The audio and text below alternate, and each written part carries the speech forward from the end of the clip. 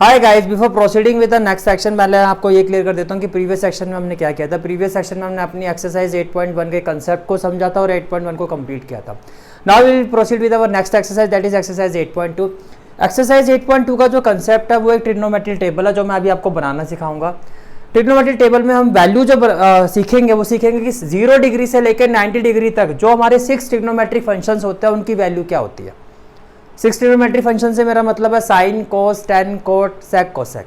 अब उनकी वैल्यू कैसे फाइंड की जाती है वो हम इस टेबल की हेल्प से सीखेंगे और इस टेबल को किस ट्रिक से बनाया जाता है वो भी मैं आपको सिखाऊंगा। फर्स्ट ऑफ ऑल आप ये देखो, से हमने जो ट्रिग्नोमेट्री एंगल लिया वो ए लिया है। तो पहला जो आपको फाइंड करना होता है वो करना होता है sine A. First of all we learn how to find the value of sine. अब साइन ए का मतलब ये एंगल ए की वेरियस वैल्यूज है, these are the various values of angle A. यानी कि अगर 0 का मतलब हो गया कि साइन 0 की क्या वैल्यू होती है, 30 का मतलब साइन 30 क्या होगा, साइन 45, साइन 60, साइन 90। सबसे इंपॉर्टेंट पार्ट होता है वैल्यू ऑफ साइन। अगर आपको साइन की वैल्यू फाइंड करना आ गई तो बाकी वैल्यू इजीली निकल जाएंगी। कैसे निकलेंगी वो भी मैं आपको अभी एक्सप्लेन करूंगा, ठीक है। तो फर्स्ट ऑफ ऑल आपको क्या करना है, जो ट्रिक है वो बता रहा हूं मैं आपको। 0 के ऊपर आप लिखो 0, फिर लिखो 1, फिर लिखो 2, फिर लिखो 3 और फिर लिखो 4। इतनी बात समझ में आ रही है। हमने क्या किया, 0 से स्टार्ट किया तो 0, 1, 2, 3, 4। अब आपको क्या करना है, सभी वैल्यूज को 4 से डिवाइड करना है। सभी वैल्यूज को 4 से डिवाइड करना है, लाइक दिस 4, 4, 4, 4 और 4। ये बात समझ में आ रही है, ठीक है। देन सभी वैल्यूज का आपको स्क्वायर रूट फाइंड करना है। Square root of all these values, square root of all these values, square root of all these values. तो अब आप ये देखो 0/4 क्या होगा, 0। तो 0 का स्क्वायर रूट क्या होगा, 0। तो ये तो 0 आ गया। इसका मतलब साइन 0 डिग्री 0 होता है। 1 का स्क्वायर रूट क्या होगा, 1 और 4 का स्क्वायर रूट क्या होगा, 2। इसका मतलब साइन 30 डिग्री 1/2 होता है। साइन 30 डिग्री 1/2 होता है।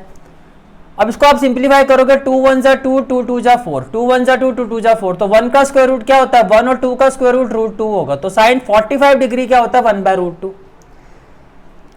3 का स्क्वायर रूट क्या होगा, √3 और 4 का स्क्वायर रूट क्या होगा, 2। इसका मतलब साइन 60 डिग्री की वैल्यू होती है √3/2।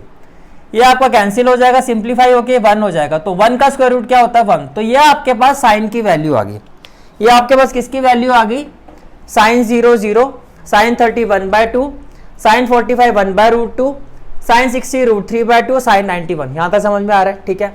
अब नेक्स्ट फंक्शन जो होता है हमारा वो होता है कॉस। नेक्स्ट फंक्शन होता है हमारा कॉस। कॉस में आपको कुछ नहीं करना, यहां से रिवर्स आना है, यहां से रिवर्स आना है। जो कॉस 90 की वैल्यू है वो कॉस 0 की वैल्यू होगी। जो साइन 60 की वैल्यू है, जो साइन 90 की वैल्यू थी वो कॉस 0 की वैल्यू होगी। अब आगे आते जाओ, इसका मतलब नेक्स्ट वैल्यू क्या होगी, √3/2। फिर और आगे आओ तो 1/√2। फिर और आगे आ जाओ, ये हो जाएगा 1/2। फिर और आगे आ जाओ, ये हो जाएगा आपका 0। तो इसका मतलब cos 0 क्या होता है, 1, cos 30 क्या होता है, √3/2, cos 45 क्या होता है, 1/√2, cos 60 होता है 1/2 और cos 90 क्या होता है, 0। यहां तक समझ में आ रहा है, ठीक है। ये भी हो गया। नेक्स्ट वैल्यू आती है हमारी 10a। अब देखो फर्स्ट ऑफ ऑल आपको एक कंसेप्ट समझना। कंसेप्ट ये होता है आपका, we know that tan theta is equal to p/b। हमने प्रीवियस सेक्शन में समझा था कि tan थीटा क्या होता है, p/b। We also know that sin theta is equal to what, p/h, and we also know that cos theta is equal to what, b/h। cos theta किसके equal होता है, b/h के। अब अगर मैं sin थीटा को cos थीटा से divide कर दूं, मैंने क्या कहा, sin थीटा को अगर मैं cos थीटा से डिवाइड कर दूं तो p/h को जब b/h से डिवाइड करोगे तो h से h तो कैंसिल हो जाएगा, तो ये हो जाएगा p/b। इसका मतलब ये हुआ कि जो tan थीटा होता है आपका वो किसके इक्वल होता है, वो इक्वल होता है sin theta by cos theta के। tan थीटा की वैल्यू क्या होती है, sin theta by cos theta, because sin theta by cos theta भी p/b होता है। तो इसका मतलब क्या कि tan a is equal to sin a by cos a। बस यही करना है आपको। और आप ये देखो 0 को मैं ले सकता हूँ 0/1, 1 को मैं ले सकता हूँ 1/1। अब देखो आपको डिवाइड कैसे करना। आपको पता है जब हम डिवाइड करते हैं तो डिनोमिनेटर फ्रैक्शन जो होता है वो क्या होता है, रेसिप्रोकेट हो जाता है। और रेसिप्रोकेट होके ये आपका न्यूमरेटर हो जाएगा, डिनोमिनेटर से कैंसिल हो जाएगा।